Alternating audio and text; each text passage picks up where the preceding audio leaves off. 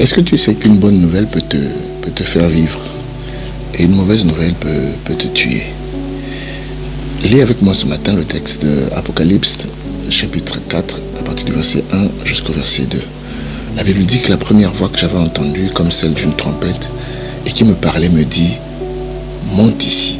Et aussitôt, je fus ravi en esprit. Oui, lorsqu'il a entendu une voix, lorsqu'il a entendu un message, cette voix lui dit « Monte ici et je te ferai voir ce qui va arriver ». Dès qu'il a entendu cette voix, la Bible dit qu'il est monté. Oui, il fut ravi en esprit et il a vu une porte ouverte dans le ciel. Pourquoi je te dis ça? C'est parce que cette histoire me rappelle l'histoire de Jacob. Jacob, ses enfants viennent lui annoncer que Joseph, l'enfant qu'il aimait, est mort. Quand Jacob regarde la tenue, regarde la tunique, il voit le sang, il tire des conclusions. Il reçoit cette mauvaise nouvelle et Jacob dit, c'est en pleurant que j'irai vers mon fils, j'irai vers le séjour des morts. Il s'est tué lui-même à cause d'une mauvaise nouvelle. Il a dit non, je veux mourir. Et depuis ce jour, Jacob vivait, mais Jacob était mort à l'intérieur de lui parce qu'il avait perdu le fils qu'il aimait, son fils chéri, à cause d'une mauvaise nouvelle qui lui était arrivée.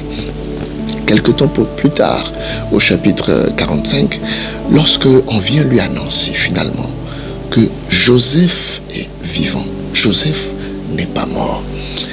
Jacob, la Bible dit que son cœur resta froid. Tu pourras le retrouver à partir du verset 25 jusqu'au verset 28. Son cœur resta froid.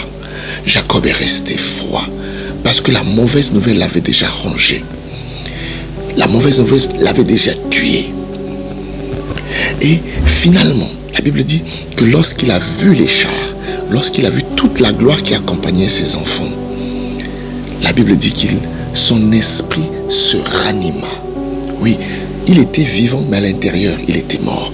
Mais lorsqu'il a vu cette bonne nouvelle évidente, oui, je crois que tu auras une bonne nouvelle. Et cette bonne nouvelle va ranimer ton esprit.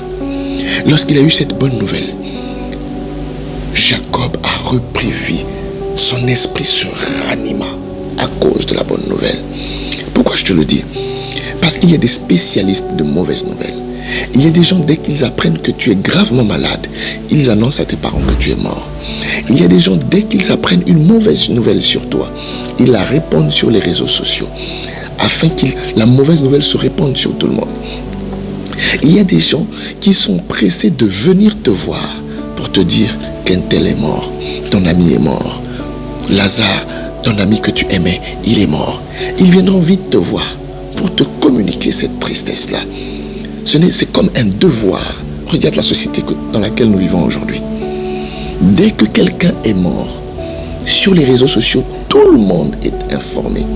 La nouvelle est diffusée, pas dans l'intention d'informer, mais parfois dans l'intention de faire mal, de faire cesser l'existence de quelqu'un. Je voudrais t'encourager ce matin. Je ne sais pas quelle est la mauvaise nouvelle qu'on t'a transmise. Je ne sais pas qui est venu t'annoncer vite une mauvaise nouvelle. David a eu à le vivre. On est venu lui annoncer la mort de Saül. Et David s'est énervé.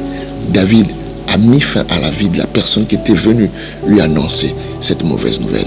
Et il dit clairement dans la Bible, il est écrit, je lui ai donné le salaire de son travail.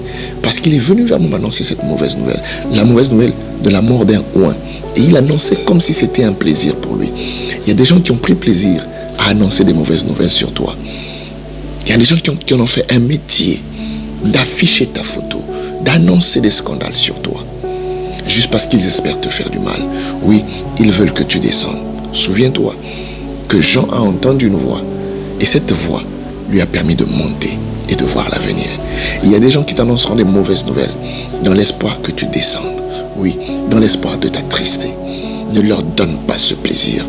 Quelle que soit la mauvaise nouvelle, peut-être que c'est un résultat médical, peut-être que c'est un résultat à l'hôpital que tu as pris. Peut-être que c'est même une mauvaise nouvelle au travail. Ou encore une mauvaise nouvelle dans la famille. Peut-être encore même un mauvais songe que tu as fait. Je veux t'informer que si une bonne nouvelle peut faire monter, une mauvaise nouvelle peut te faire descendre.